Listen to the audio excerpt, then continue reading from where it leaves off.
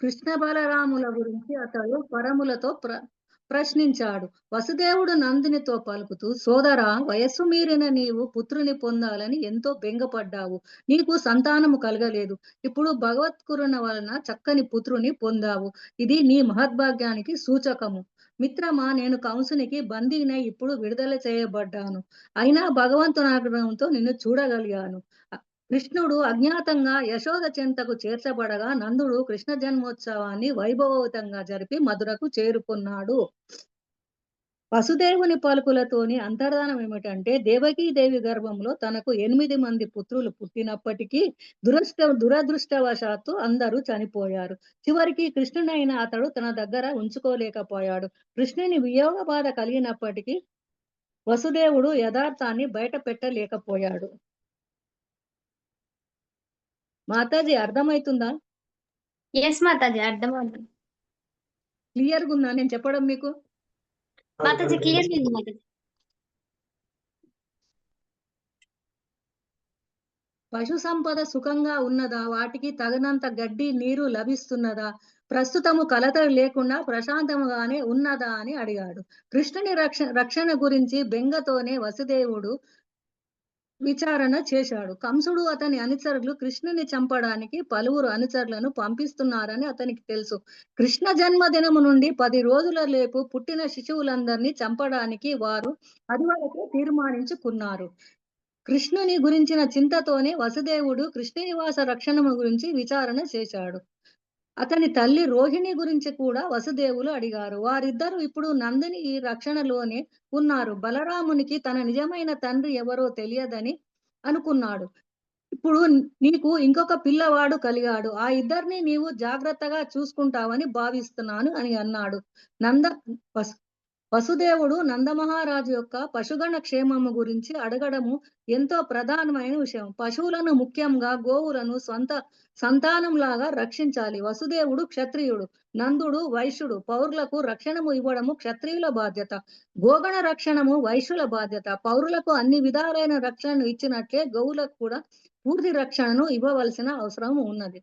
బంధువులు, దేశము, సమస్త మానవాళి సక్రమంగా నెలకొల్పినప్పుడే ధర్మార్థ కామములు సజావంగా జరుగుతాయని వసుదేవుడు అన్నాడు.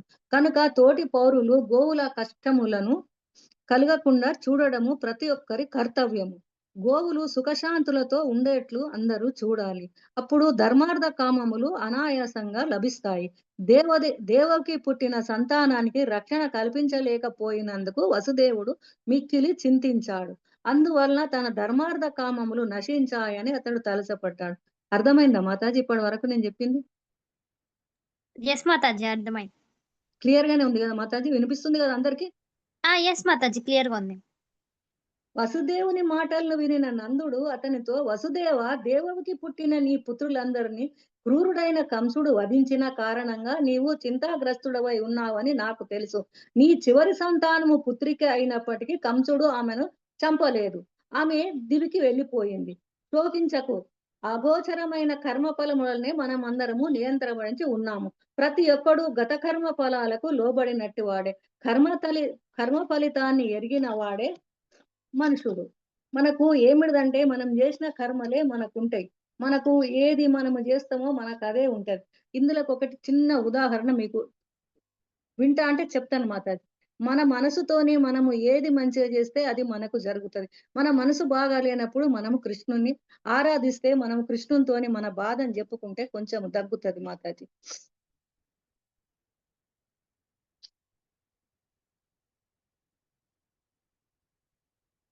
కృష్ణునికి నెమలిపించమంటే చాలా ఇష్టం మాతాజీ. చెప్పొచ్చా మాతాజీ కొంచెం చిన్నగా స్టోరీ ఇది?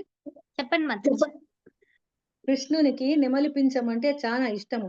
అది ఎందువలన వచ్చింది అంటే మీకెవరైనా తెలుసా మాతాజీ మీకు? రాముడు, సీత ఒకప్పుడు పర్ణశాలలో ఉన్నప్పుడు సీతాదేవి, రాముడు పయనమైపోయేటప్పుడు సీతాదేవికి దాహమైతది మాతాజీ. దాహమైనప్పుడు ఆమె ఏమంటది, రామ, నాకు దాహమైతుంది అంటే, ఈ అడవిలో నీరు ఎక్కడిది అని అంటది. అంటే అప్పుడు నెమలి ఆయనకు కనిపిస్తది మాతాజీ. కనిపించి చెప్పి ఏమంటదంటే, స్వామి, మీరు నా ఎంబడి రండి, మీకు నేను దప్పిక తీర్చడానికి ఒక కొలను చూపిస్తాను, అక్కడికి రండి అంటది. అప్పుడు ఆ నెమలి, ఎట్లా మీ ఎంబడి రావాలంటే, నేను ఒక్కొక్క ఈకను వదులుతూ ఉంటాను. మీరు నా ఎంబడి రండి అంటది మాతాజీ. అప్పుడు నెమలి ఒక్కొక్క ఈకను వదులుకుంటూ పోతుంటే రాముడు, సీత ఎంబడి పోతా ఉంటారు. పోతా ఉంటే ఒక దగ్గర అప్పటికే నెమలికి ఈకలన్నీ అయిపోతాయి మాతాజీ. నెమలి ఈకలన్నీ అయిపోయినప్పుడు ఆమెకు రక్తం చానా గారుతుంటది నెమలికి. దాహం తీరిపోతది సీతాదేవికి. రాముడు ఏమంటాడు, "అయ్యో! ఇట్లా అయిపోయినవు ఎందుకు నీకు ఇదంతా" అంటే, అప్పుడు చూసి అంటాడు, అంటే "నేను నీకొక వరం ఇస్తాను" అని అంటాడు రాముడు. ఏమని? నీ నీవు ఇట్లా అయినందుకు నేను నీకు ఒక వరం ఇస్తాను. నీ యొక్క నెమలికను కృష్ణావతారం లోపల నేను నా తలపైన ఎప్పటికీ ఉంచుకుంటాను అని అంటాడు మాతాజీ. హరి బోల్ మాతాజీ మాతాజీ, హరి బోల్.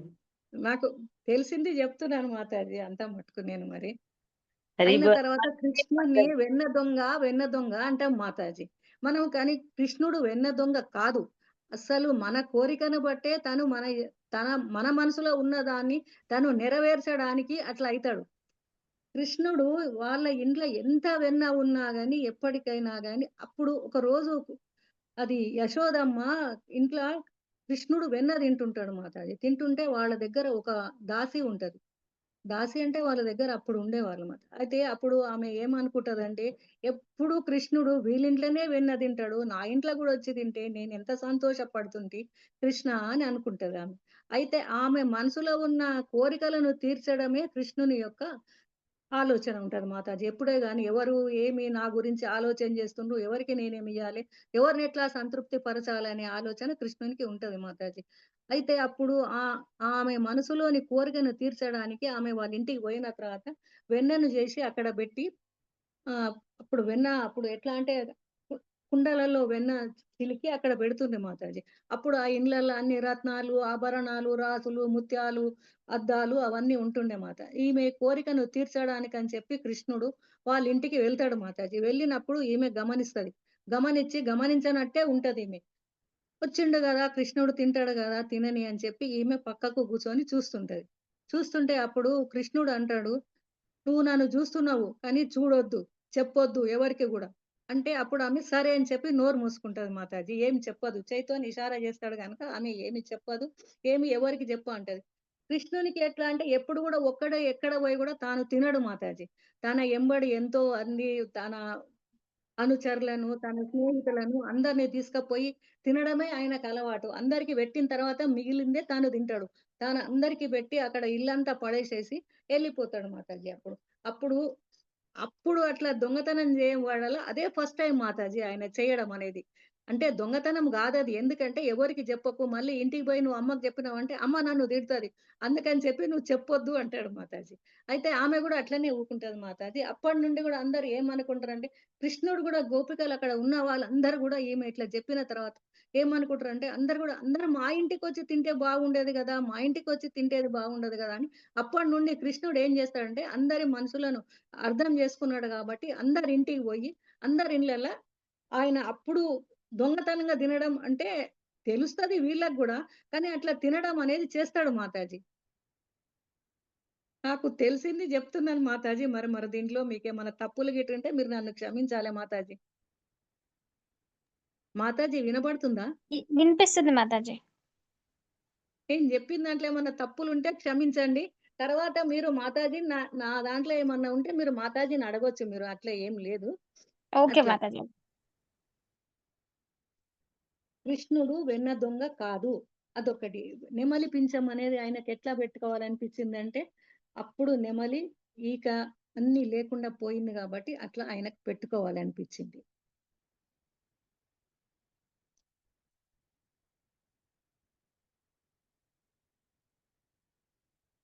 నందుని ఇంట్ల పెరిగిన తర్వాత ఆయనకు అక్కడ ఇంట్ల వాళ్ళందరూ జేసిన దాని గురించి చెప్తాను తల్లి. అప్పుడు ఏమంటాడంటే, "చిట్టి తండ్రి నీవు చిరకాలం మమ్ము పాలించెదవు గాక" అని అన్నాడు. ఆ విధంగా దీవెనలు అందిస్తూ వారు పసుపు తైలము, పెరుగు, పాలు అవన్నీ కలిపిన మిశ్రమాన్ని వాళ్ళు చల్లుకుంటారు మాతాజీ ఒకరికొకరు.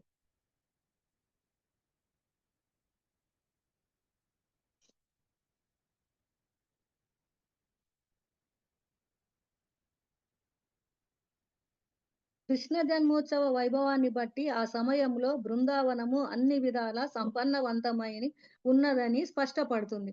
కృష్ణుడు నంద యశోద ఇంటిలో ఆవిర్భవించాడు కనుక లక్ష్మీదేవి బృందావనంలో వైభవాన్ని ప్రదర్శించింది మాతాజీ.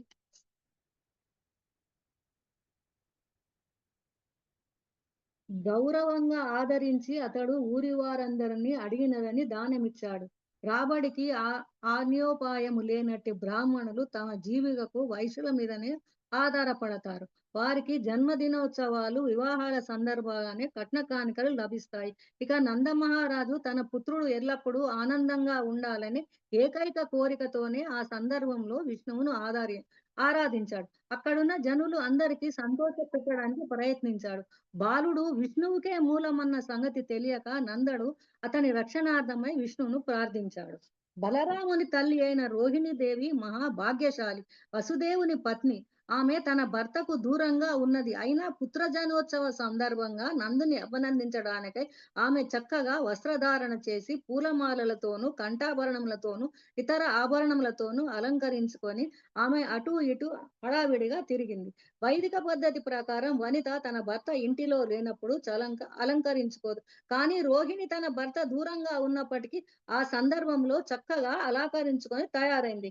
కృష్ణ జన్మోత్సవ వైభవాన్ని బట్టి ఆ సమయంలో బృందావనము అన్ని విధాల సంపన్నమైన ఉన్నదని కృష్ణుడు నంద యశోద ఇంటిలో ఆవిర్భవించాడు కనుక లక్ష్మీదేవి బృందావనంలో తన వైభవములు ప్రదర్శిస్తుంది.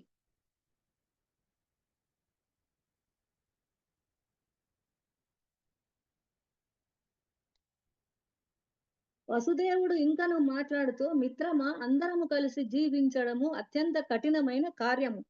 ఎందుకంటే ఎప్పుడే గాని అందరం కలిసి ఉండుకోవాలంటాం గాని కొందరు కొందరు పెద్దగా అయిన తర్వాత ఎవరంతలో వాళ్ళు వెళ్ళిపోతుంటాం.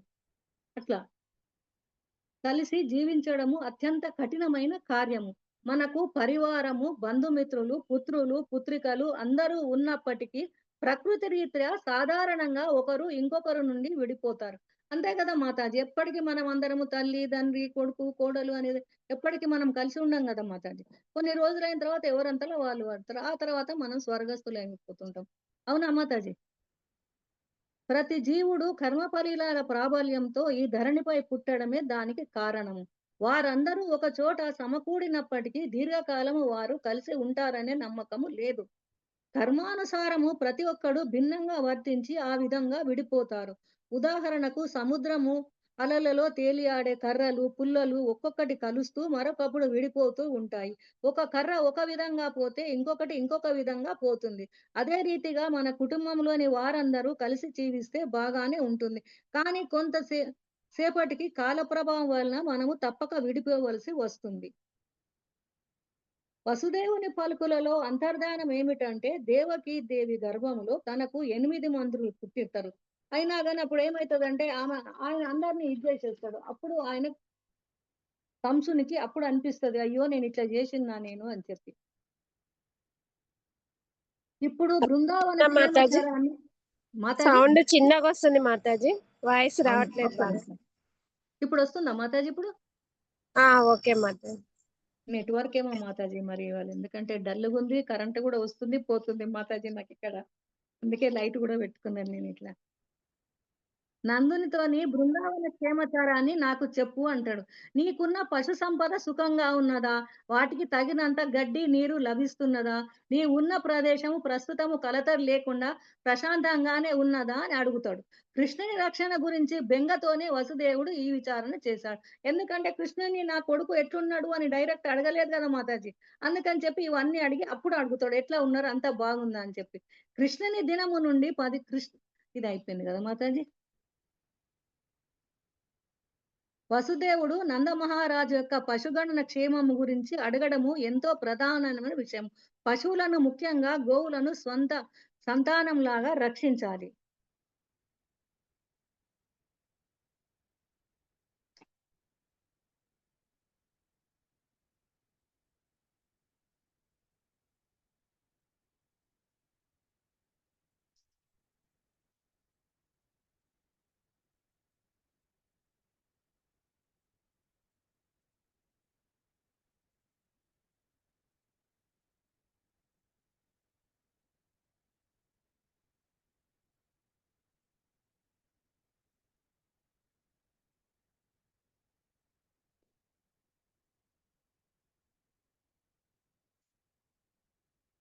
గోపవనితలు వినోదాన్ని చూసిన గోవులు ఆనందించి వారిపై పెరుగు, పాలు, వెన్న చల్లుకుంటారు మాతాజీ. చెప్పినాను గదా ఇది.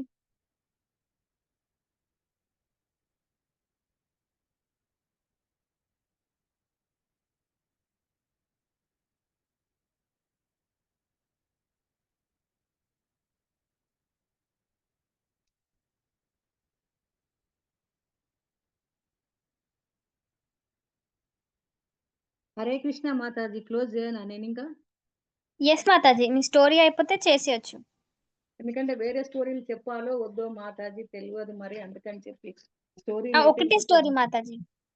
అంటే ఒక స్టోరీ చెప్పేసినాను మాతాజీ, అందుకే అంటున్నాను నేను ఇంకా. అంతే మాతాజీ. మీరు ఎండ్ చేయాలి అనుకుంటే చేసేయండి. అంటే ఇప్పుడు లాస్ట్ కు ఏం చేయాలి మాతాజీ? ఇప్పుడు నేను ఏం చెప్పాలమంటారు ఇప్పుడు?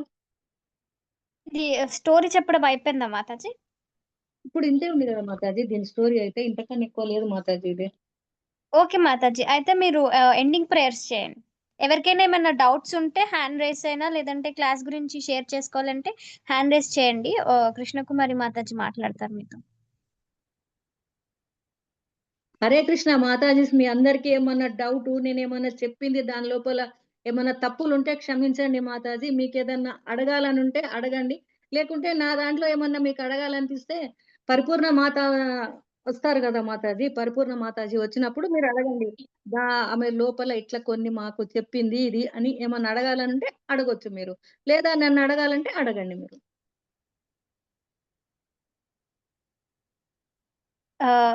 మాతాజీ హ్యాండ్ రైస్ ఎవరు చేయలేదు. మీరు ఎండింగ్ ప్రేయర్స్ చేయండి. ఏమంటారా మాతాజీ? ఓకే మాతాజీ చేయండి. ఓం అజ్ఞానతిమిరాంధస్య జ్ఞానాంజనశలాకయ చక్షుర్మిలితమేన తస్మై శ్రీ గురవే నమః. అనంత కోటి భక్త బృంద్ की जय, श्री कृष्ण चैतन्य प्रभु की जय, गोवर्धन धाम की जय, वृंदावन धाम की जय, राधा कुंड की जय। हरे कृष्ण कृष्ण कृष्ण हरे हरे, हरे राम राम राम हरे हरे। हरे कृष्ण माता जी। హరే కృష్ణ మాతాజీ. Thank you so much. అంటే మీరు ఈరోజు క్లాస్ తీసుకొని మాకు కూడా కొంచెం చెప్పినందుకు. అండ్ అందరం కలిసి నేర్చుకుంటున్నాము.